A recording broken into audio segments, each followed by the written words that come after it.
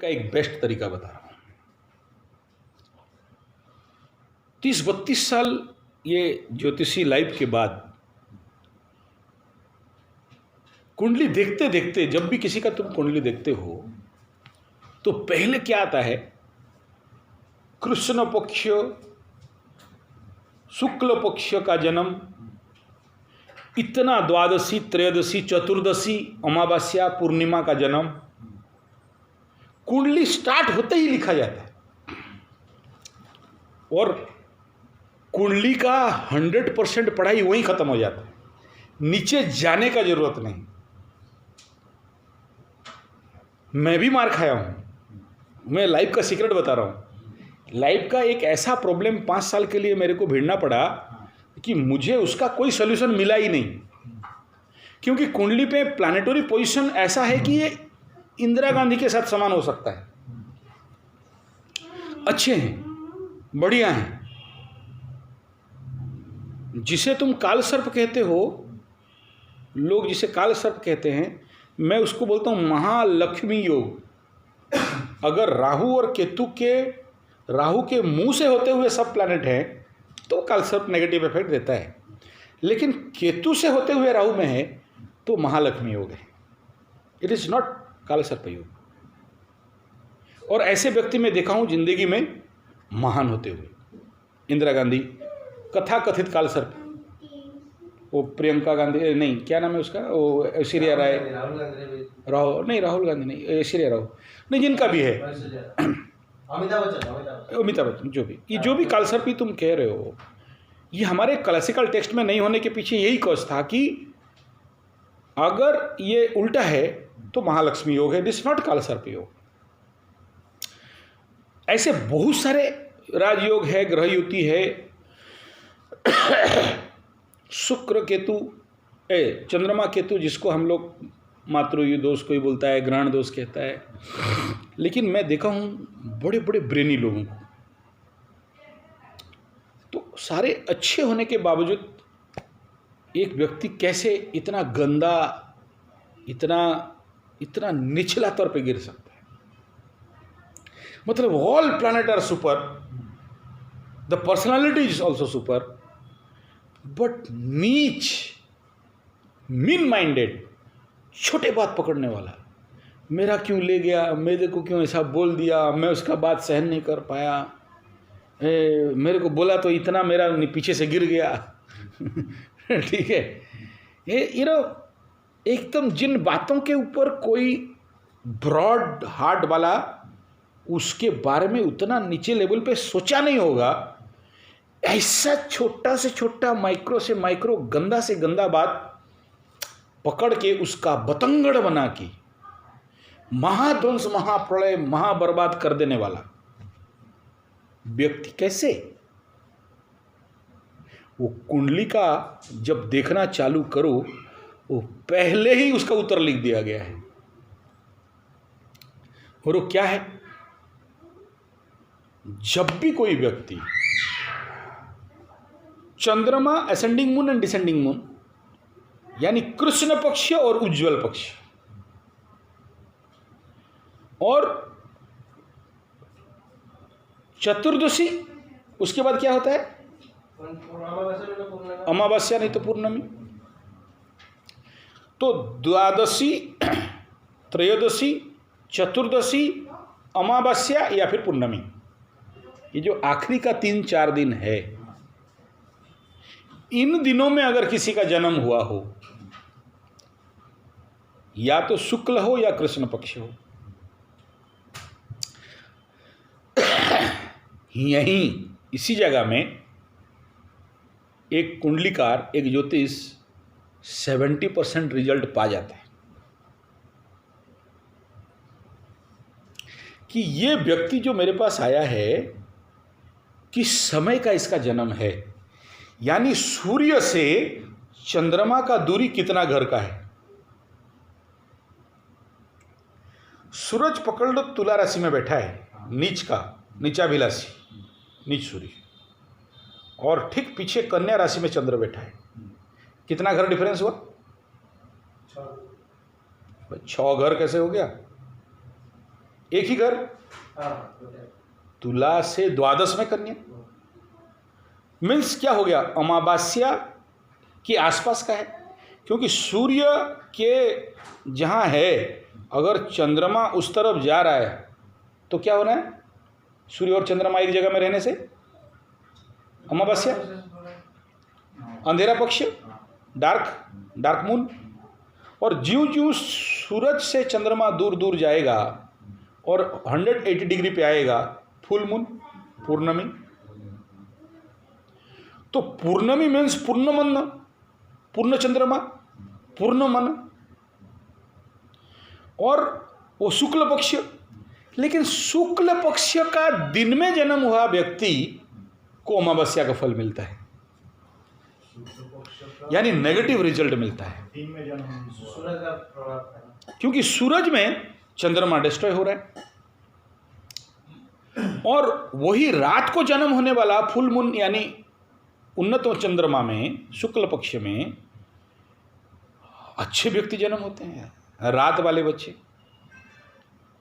अब और मजा सुनो, कृष्ण पक्ष पे जो बच्चा दिन पे जन्म हो गया शुभ हो गया। कृष्ण पक्ष का दिन पे जन्म राजनीति बन सकता है, सोशल वर्कर बन सकता है, एनजीओ करने वाला हो सकता है, नेतृत्व लेने वाला हो सकता है, गाना बजाना खाना पीना ऐश मस्ती करने वाला हो सकता है, अपना पेमेंट दूसरे को दे देने वाला हो सकता है, हर जगह में सफल होने वाला होता है, मजा मस्ती का जिंदगी जीता है।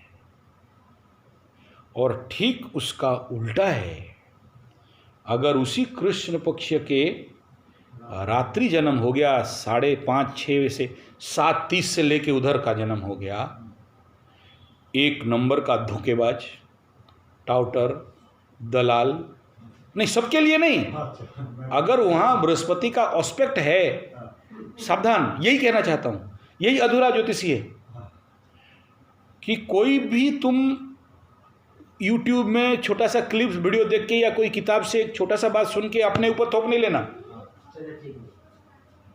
अब फिर क्या होगा कि पूरा ग्लोब्स का तुम एक छोटा सा पार्ट को पकड़े हो। अल्प विद्या पहले से बोला हूं, तो मेरे बात पे मत आओ। ये निष्कर्ष लिया जा सकता है, लेकिन यही निष्कर्ष होगा वो नहीं है। चंद्रमा कितना भी गलत इन्फेक्ट देता रहे, अगर कहीं से गुरु बृहस्पति का एस्पेक्ट आ रहा है, शुक्र जैसे शुभ ग्रह का एस्पेक्ट आ रहा है, बुध जैसे शुभ ग्रह का एस्पेक्ट आ रहा है, या फिर चंद्रमा वहाँ नीचाभिलाषी नहीं है, वृषभ का चंद्र है, ऋषभ में बैठा हुआ है, उच्च चंद्रमा है,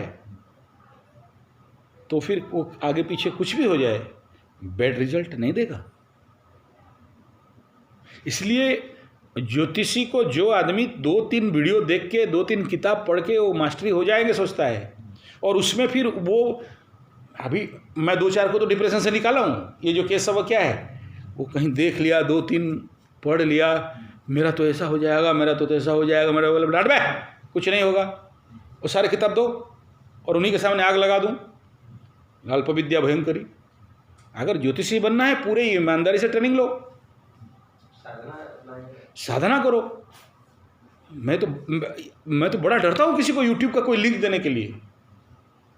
देख लिया लग्न पे शनि पैरालिसिस होगा, अबे वो क्या क्लॉज दिया है देख ले पहले। वो शनि शत्रुगृही होना चाहिए, उसके ऊपर राहु या केतु का एस्पेक्ट होना चाहिए, यहाँ मंगल का एस्पेक्ट, कई सारे एस्पेक्ट है। तुम एक क्लॉज लगा के बोल दिया कि वो तो यूट्यूब में बोला है आदमी को पैरालिसिस होता है, हैं?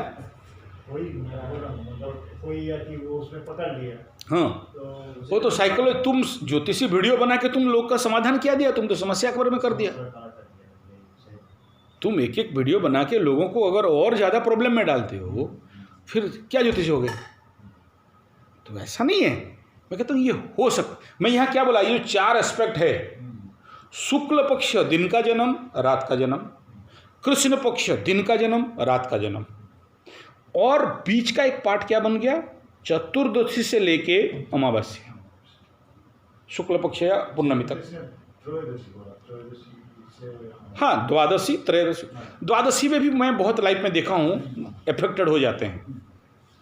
किसी किसी महीना का मुख्य तो जो कार्तिकी होते हैं, कार्तिक महीना शुक्र का तुला हो और ऐसे व्यक्ति का चंद्रमा दूर नहीं, सूर्य से एक घर आगे पीछे 2.5 दिन और इधर 2.5 दिन, ठीक है, उधर भी वो भोग कर गया हो। अच्छा, ऊपर क्या हुआ हो, चंद्रमा एक घर को छोड़ रहा है, मतलब 1% 2%, 1 डिग्री 2 डिग्री का है, या घुस रहा है या निकल रहा है।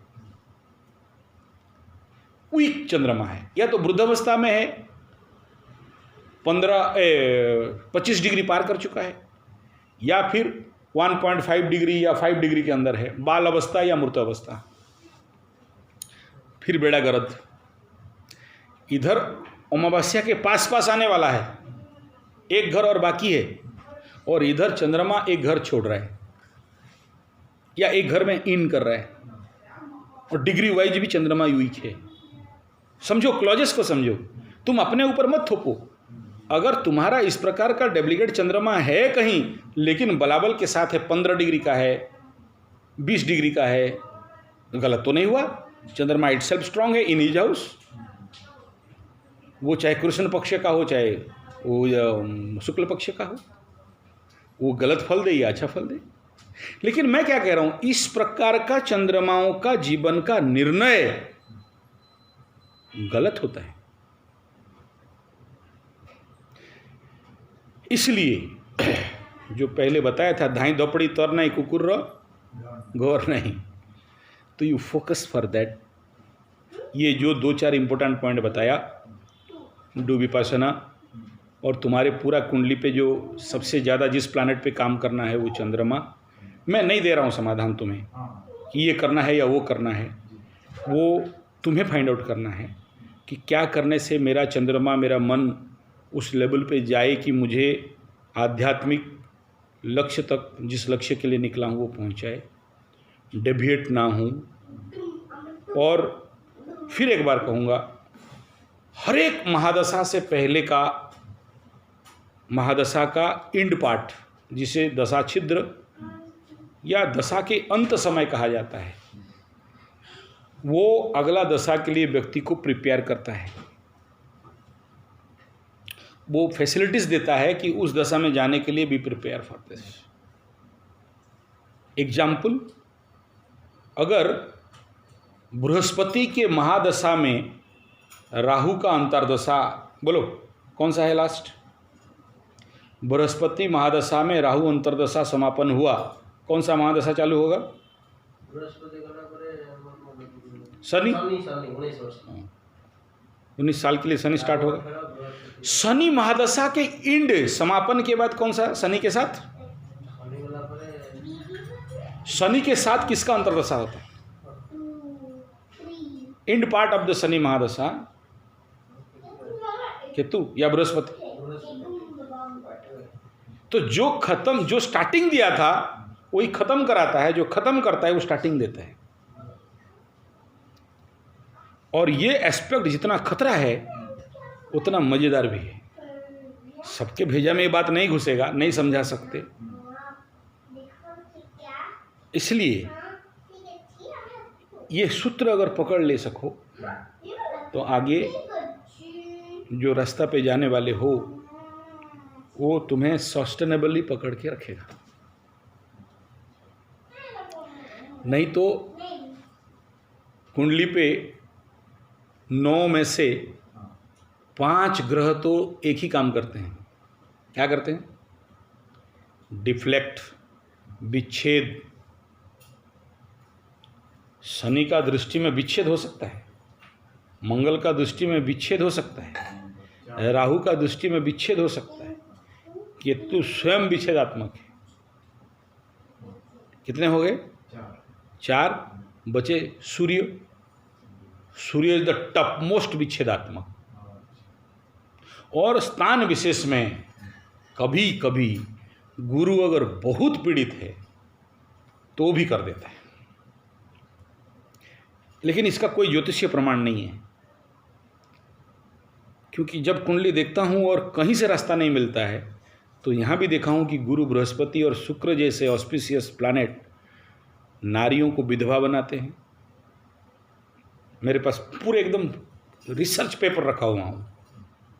या शुक्र में गुरु, नारी विधवा हुई होगी, पति को ले गया होगा, बेटा मार दिया होगा, या खुद उसे मार दे हो।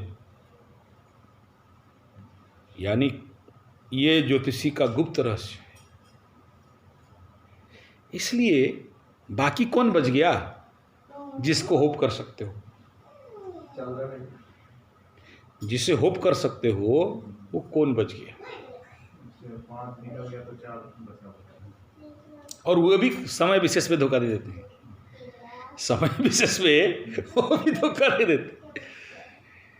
तो संसार का दूसरा नाम ही विच्छेद है, और उस विच्छेद में, उस दुख के अंदर सुख को ढूंढ के पाना, नामुमकिन को मुमकिन करना, उसके लिए पहले शरीर माध्यम खलु धर्म साधनम, पहले शरीर को बनाओ, और शरीर के लिए right diet, right exercise, right rest.